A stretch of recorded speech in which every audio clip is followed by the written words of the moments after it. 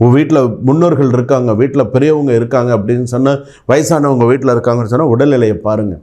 அதாவது ஒரு விஷயம் நான் சொல்கிறேன், நல்லா ஞாபகம் வச்சுக்கோங்க. வீட்டில் யாருக்காவது ஒருத்தருக்கு உடம்பு சரியில்லை, ஒரு மாத்திரை வாங்கி கொடுங்க, யாராவது ஒரு ஒரு ஒரு விஷயம் பண்ணுங்க அப்படின்னு சொன்னால் அதை தட்டாமல் செய்யுங்க. ஏன்னு வச்சுக்கோங்களேன், எனக்கு வேலை இருக்குது நான் போகிறேன், எனக்கு அங்கே வேலை இருக்குது நான் போகிறேன், இங்கே வேலை இருக்குது நான் போகிறேன்னு நீ போனேன்னு நீ போயிட்டு திரும்ப வரும்போது அவங்க இல்லைன்னு வச்சுக்கோங்க, அது உன்னை கடைசி வரைக்கும் உன்னை உறுத்திகிட்டே இருக்கும்.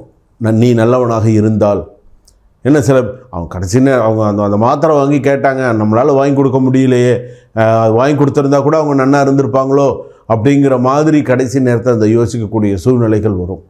நீ வரும்போது அவங்க இருக்க மாட்டாங்க. அதனால தான் பெரியோர்கள் சொல்ல தட்டக்கூடாது.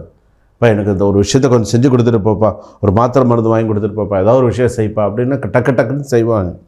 சில பேரெல்லாம் செய்யக்கூடிய இந்த பக்குவம் அப்படிங்கிறது உண்டு. அதனால தான் குடும்பத்தில் மூத்தோர் உடல்நலம் கவனிக்கவும். சின்ன சின்ன சண்டைகள் ஏற்படலாம், சகஜம்தான். சின்ன சின்ன சண்டைகள் சகஜம்தான் குடும்பத்தில். அதுவே பெருசாக ரோட்டுக்கு போயிடக்கூடாது, அவ்வளவுதான்.